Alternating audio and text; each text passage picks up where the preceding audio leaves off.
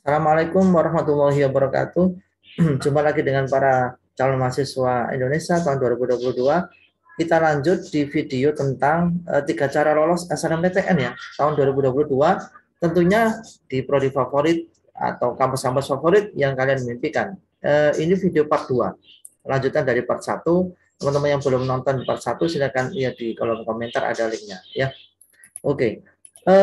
Di part 1 kita sudah membahas tentang bagaimana tips bagi anak-anak yang tipe 1 ya, harga mati dengan pilihannya. Kita sekarang ada di bagaimana tips bagi teman-teman yang tipe kedua, yaitu apa? SNMPTN itu melihat peluang supaya dia semakin besar peluangnya lolos di SNMPTN. Dengan cara apa? Memperhitungkan keketatan, memperhitungkan modal yang dia miliki, dan tipe anak ini adalah biasanya adalah anak-anak yang pembelajar. Jadi misalnya dia punya mimpi kampus A, tapi kalau pas dilihat peluangnya itu kecil, dia mau geser ke kampus B, atau dia mau geser dia mimpinya prodi A, ternyata prodi A itu sangat ketat persaingannya, dia bergeser ke prodi yang C atau prodi yang B gitu ya. Nah ini bagaimana cara tips bagi teman-teman yang ingin lolos SNMPTN dengan cara melihat peluang. Nah ini ya, faktor-faktor yang perlu diperhatikan ya teman-teman yang ingin lolos di tipe kedua ini. Perhatikan modal eksternal. Apa itu? Yang pertama adalah cari data jumlah kelas yang diterima SNMPTN ya di jurusan yang kalian pilih 1 sampai 3 tahun terakhir. Oke. Yang kedua, cari data jumlah kelas yang diterima di jalur SBMPTN UTBK jurusan tersebut yang kalian pilih 1 sampai 3 tahun terakhir, dan juga cari data peringkat sekolah kalian di top 1000 LTMPT. Ini sudah dirilis oleh LTMPT jauh-jauh hari ya. Apakah sekolah teman-teman itu masuk di top 1000 atau tidak, atau bahkan ada di misalnya 10 besar atau 20 besar atau 100 besar atau 200 besar. Kan itu nanti akan sangat mempengaruhi peluang. Nah, yang kedua adalah perhatikan modal internal, modal yang kalian miliki ya. Apa itu? Peringkat paralel kalian di sekolah. Peringkat saya ini berapa? Apakah 5 besar, 10 besar, atau 20 besar, atau 50 besar gitu ya. Kemudian perhatikan jumlah siswa yang memilih jurusan yang sama, siswa di sekolah yang sama. Teman-teman kamu di satu sekolah, adakah yang memilih jurusan yang sama dengan pilihan kamu? Kemudian perhatikan sertifikat prestasi atau organisasi. Apakah kalian punya sertifikat lomba atau punya sertifikat organisasi? Dan yang paling penting ini persaingan internal. Seberapa kuat persaingan internal? Apa itu persaingan internal? Pilihan yang sama, di sekolah yang sama, di kampus yang sama, atau di prodi yang sama. Nah, nanti akan saya simulasikan. Baik, kita akan melakukan simulasi bagaimana menghitung peluang anak-anak yang tipe kedua. Nah, contohnya siswa 1 gitu ya. Siswa 1 dia ingin kuliah atau ingin memilih teknik sipil di angka keketatan 6,19%. Lumayan ketat ya di angka 6. Nah, kemudian dia membuat sebuah data modal eksternal. 3 tahun terakhir di sekolah dia itu ternyata selalu ada 2 anak yang terima di jalur SNMPTN. Oke. Tahun lalu bahkan ada 2 anak di jalur SNMPTN di teknik sipil kampus tersebut. Nah, nilai rapot dari 2 anak yang diterima di SNMPTN itu ternyata ada yang 89, ada yang 88. Tahun 2020 itu bahkan ada yang 87. Tahun 2021 itu ranking 90, nilai rapotnya 90 dan 86. Bagaimana dengan ranking paralel anak yang keterima SNMPTN? Ternyata 3 tahun berturut-turut itu tahun 2019 itu ranking 14 dan 17, kemudian 2020 itu 15 dan 16, kemudian 2021 itu 14 dan 17. Artinya ini data yang sangat bagus untuk nanti menganalisa peluang siswa 1 ini dengan memilih teknik sipil. Oke, ini modal eksternal ya, data yang dia dapatkan dari sekolah. Sekarang kita lihat modal internal dia. Nah, ternyata ada 2 siswa ya, di sekolah itu ada 2 siswa yang sama-sama memilih teknik sipil. Kita lihat itu profilnya siswa 1 ya. Siswa 1 ini yang saya blok merah, nilai rapotnya dia 86, rankingnya 15, dia punya sertifikat juara 3 lomba ya di tingkat provinsi misalnya. Nah, kita lihat 86 nilai rapotnya, Di sini pernah ada 87, pernah ada 86 tahun kemarin. Rankingnya dia 15. Oh, di sini pernah ada ranking 17, pernah ada ranking 14, ranking 16 juga pernah ada, ranking 17 juga pernah ada, 15 juga pernah ada. Jadi sekarang dia masuk, nilai rapat juga dia masuk.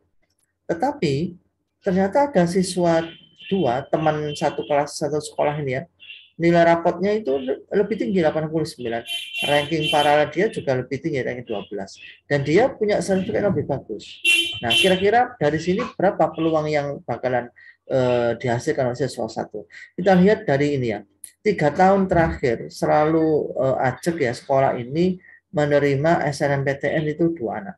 Artinya secara apa itu prediksi berarti sekolah ini ada 2 kursi di kampus tersebut teknik sipil ya, dengan profil nilai rapat dan ranking seperti ini.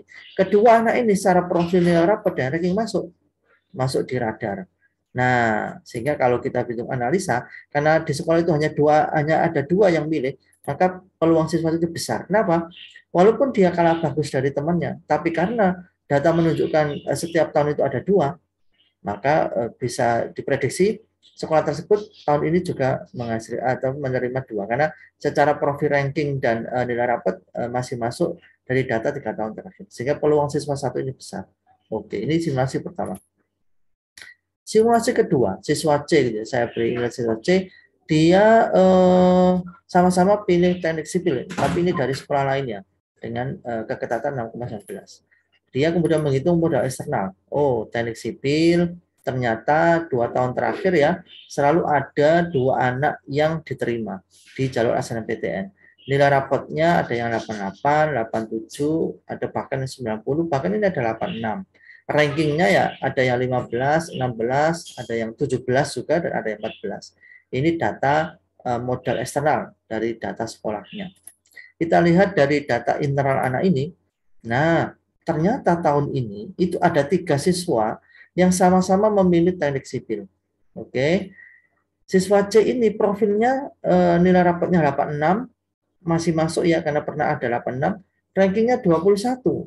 Nah, secara ranking dia nggak masuk. Kenapa? Karena siswa A dan B dengan rank nilai rapot yang sama-sama masuk, dia punya ranking yang lebih bagus, 12 dan 15. Dan karena secara fakta setiap tahun itu hanya mendapatkan 2 kursi sekolah tersebut di teknik sipil, maka bisa dihitung siswa C ini peluangnya sangat-sangat kecil. Sangat-sangat kecil. Dia bahkan mungkin ya dalam tanda kutip ya dia hanya store nama karena kelihatan temannya yang milih prodi yang sama itu lebih bagus peringkatnya dan peluangnya lebih tinggi tentunya. Nah, karena anak ini itu tipe 2 ya, tipe 2 itu melihat peluang, dia tidak mau mati-matian memperjuangkan di teknik sipil. Dia kemudian melihat data lain. Data lain dia lihat ternyata di sekolah dia itu 2 tahun terakhir itu ada yang keterima di PWK, perencanaan wilayah kota. Setiap tahun satu dia. Nilai rapatnya kisaran 88, 87, bahkan ada yang 86. Rankingnya tahun lalu 24, 2 tahun sebelumnya 25. Nah, kita lihat secara nilai rapot untuk siswa C ini ya, siswa C yang semula memilih teknik sipil, kemudian dia mencoba melirik PWK dengan melihat data sekolah gitu ya. Ternyata nilai rapotnya masih masuk, ranking paralel dia juga masih masuk. Sehingga karena dia logis dan tidak mau harga mati, dia mau melihat peluang, dia kemudian siswa C kemudian memutuskan untuk memilih jurusan PWK karena hanya dia di sekolahnya yang memilih PWK di kampus tersebut.